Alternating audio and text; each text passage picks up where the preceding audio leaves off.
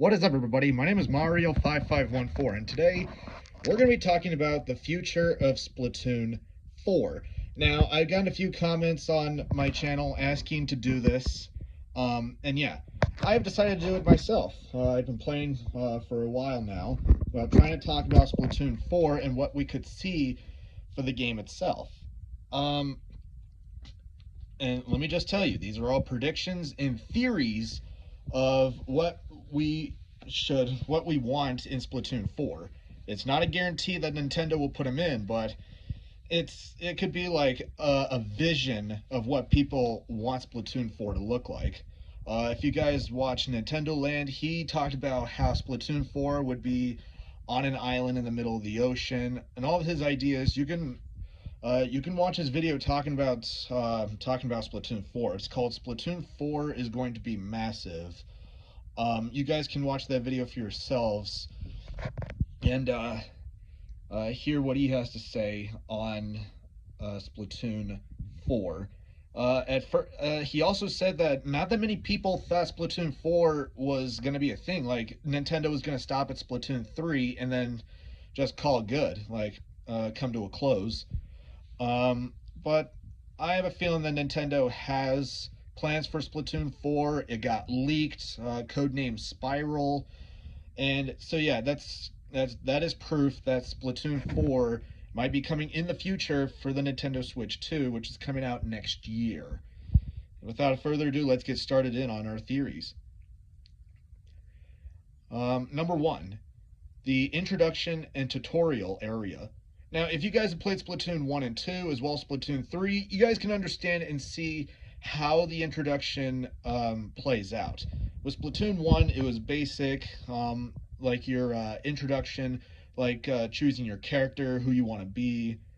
In Splatoon 2, it's a little more elaborate, but still kind of like the same thing we see with Splatoon 1, but in a more unique way. And then Splatoon 3, you see it's more interactive in a way. Like when you make select your options of who your Inkling or Octoling looks like, you see the your character interacting as, like, after you make those decisions, they just after you choose your options, they just continue interacting to the changes. Like at first you see the hood come down, like choosing your who you want to be, Inkling or Octoling.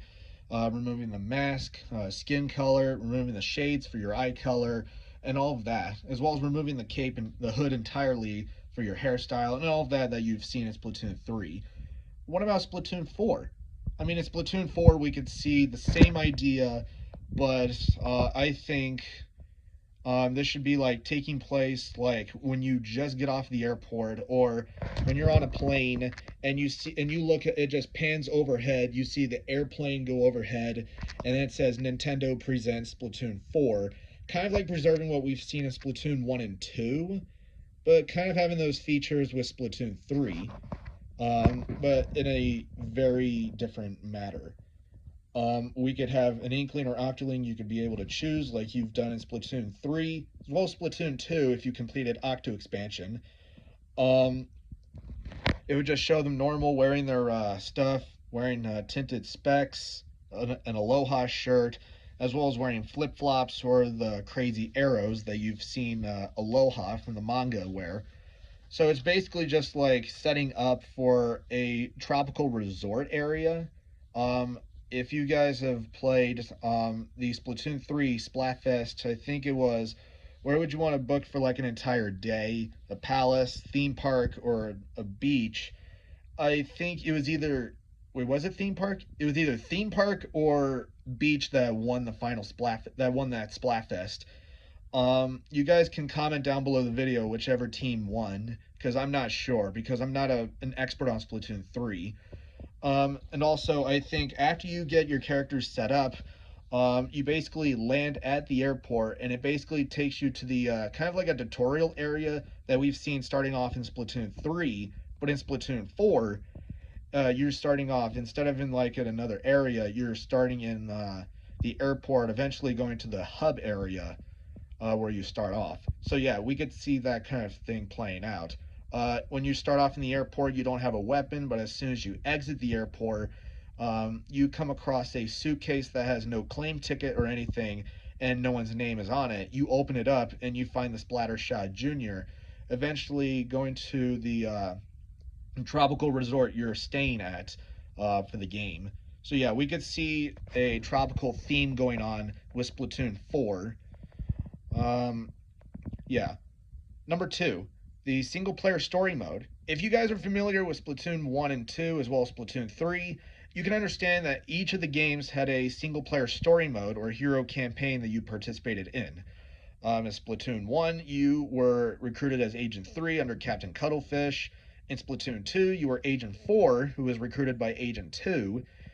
And then in Splatoon 3, you were recruited by Craig Cuttlefish because he's not the captain, as it was given to the original Agent 3, thus making you Neo Agent 3, as a lot of the Splatoon fans have called him. Um, I could see another type of gameplay going on with Splatoon 4, kind of like what we've seen, like a similar background from the past 3 games. I could also see the use of the great Zapfish being used at this tropical resort, as in it's powering up everything within the vicinity of the resort. Than just powering up the building itself, it also has the power to power up the airport as well, because the airport is not very far. It's pretty far away from the tropical resort, but it has enough power to supply electricity to the airport, keeping everything online. So yeah, we could go up against the Octarians once again, but we would be recruited as Agent 5, who would be recruiting us as who would be recruit who I would think the original Agent 3, who's now the captain, or Agents 1 and 2, who's speaking on behalf of the new captain, would recruit us to being Agent 5, going up against the Octarians. And you're probably asking, what about Octavio? Wasn't he changed by the Calamari incantation in the 3rd game? There's a bit of a thing that's like, yeah, he could have been changed by that. Like, he may have turned to a new league and save everyone, right? Like in Splatoon 3. Nah, he could pull a Dr. Wily like Dr. Wily did in Mega Man 10 in the very end, when everyone thought he gave the cure for the Robo Enza flu, which was like a pandemic that Dr. Wily created in Mega Man 10. But in Mega Man 11, he was back to being the villain that we all see him as. So maybe Octavio could pull the same move that Dr. Wily did. We also could see a new story area, instead of like going into the kettles where the Octarian's lair was, as well as in the crater that we've seen outside of Splatsville. We could see another area that we could progress, or that we would travel through. Just those details that we wouldn't see out into the open. And when you do, you could also collect the same Zapfish that we've collected in Splatoon 1 and 2, as well as the prologue for the single player story mode in Splatoon 3. And I think a little bit of nostalgic touch would be adding would be like you completing the level theme. That kind of that would be like a nostalgic revive from 2015, keeping the memories alive for the first installment when you collect the Zapfish or rescue the Zapfish, which you complete the level.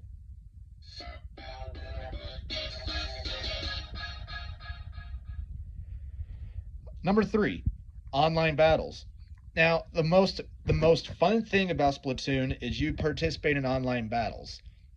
Um, in I mean, you've seen that very often in Splatoon 1 and 2, as well as Splatoon 3. And you've also seen different weapon models over the years, with the weapon models from 2015, 2017, and 2022.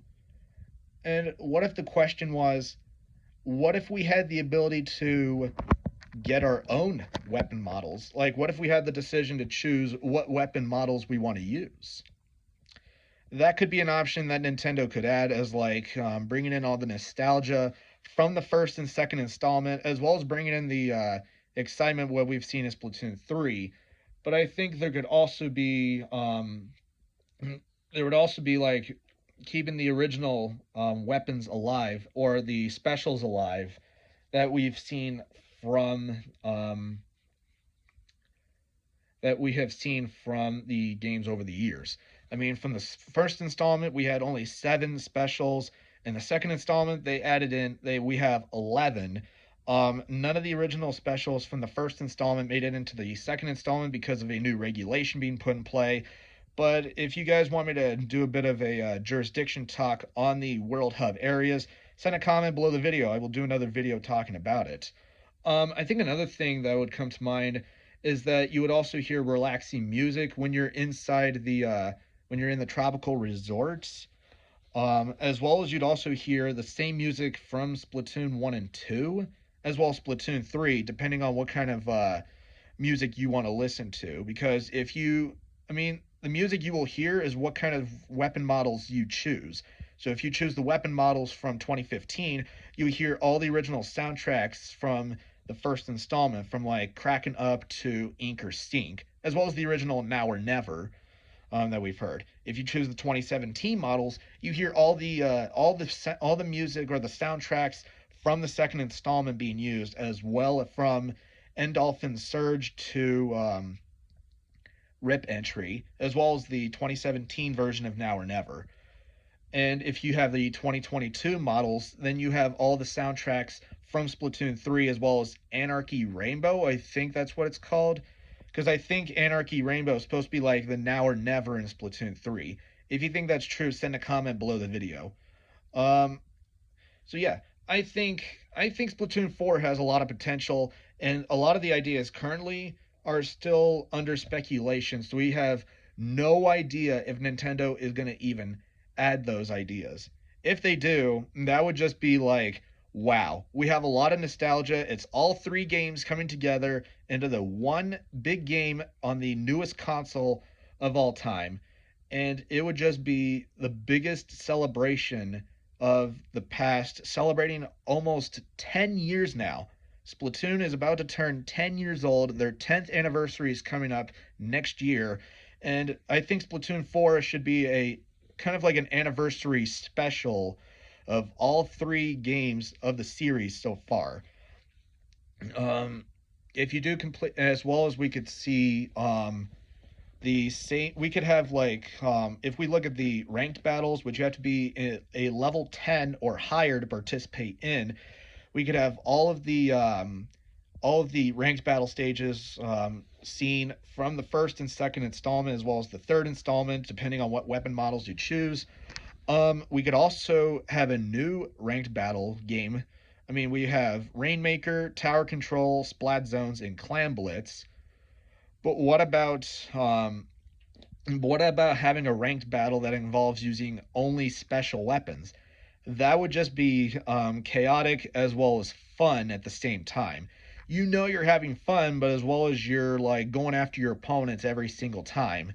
I mean, there's a lot of the fun in using these specials, especially if you have the Ink Zuka with you or the Ink Strike from the first installment. And when you're done, you also get to relax to the music that really just brings you to why you came to the tropical resort.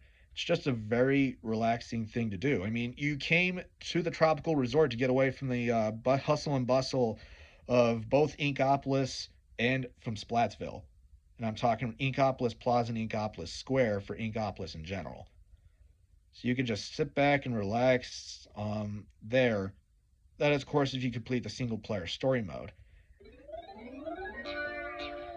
But in the very end, you have more fun to participate in when it comes to the when it comes to when it comes to online battles. You can barely take a break, but I mean, at the same time, you're still having the fun that you have when you were in Inkopolis and Splatsville at this tropical resort. I mean, what's wrong with a bit of fun mixing in relaxation? Because I mean, it's fun. I mean, when you're at a beach, you see people playing volleyball. I mean, that's something to play every once in a while or every now and then. So I could see turf battles as like a way to have fun on this island resort. And yeah,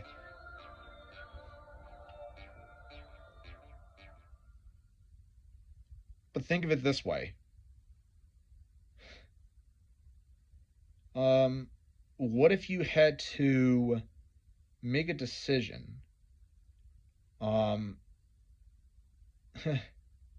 how should I put this in? Let's move into another idea. Number four. Um, so number four should be talking about the backstories. When you visit the tropical resort, you can see you would see everything that you would see in like a hotel, as well as in a resort if you're like at a casino hotel, like those kinds of things. I mean, there could be like when you enter one part of the building or in the one part of the tropical resort, you see like the history of how it was named and how it was started, as well as you see photos of the other cities like Inkopolis Plaza, Inkopolis Square, as well as from our recent one, Splatsville. You could also see photos of some of Nintendo's promotional stuff, like some of their promotional manga gear from the manga, as well as other promotional stuff that they've had for like the final Splatfest, and many more. Just like a photo thing, just like photos of like history from over the years, from like between 2018 to 2021, like those kinds of things, just to make just to like revive or kind of like a refresher of how far we have gotten from the beginning to where we currently stand. And you're probably wondering, what about is there any other interaction than just the online battles?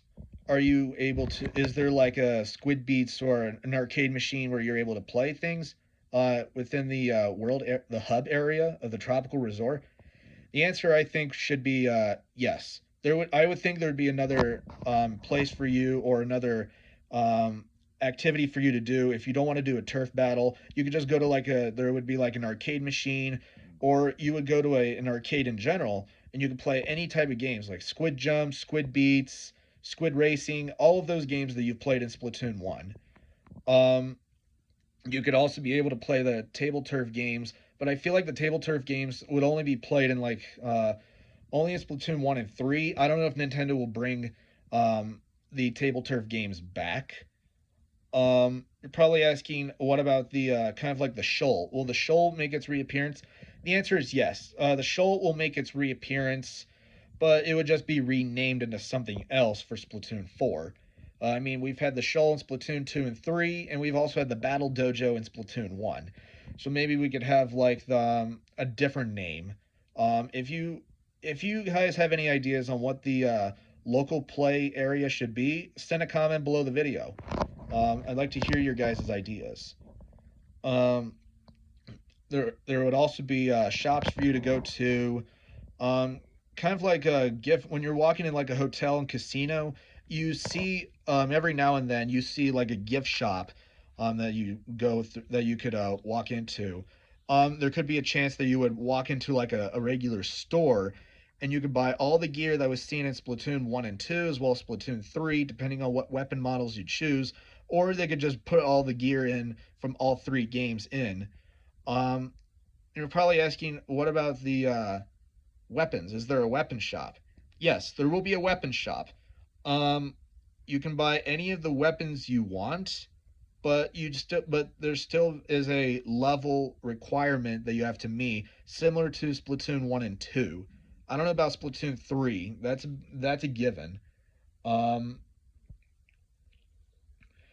I think another thing to keep in mind is that a lot of people are like thinking of, what about the weapon setups, like the sub and special weapons? Are those going to be there with the weapon models that we choose?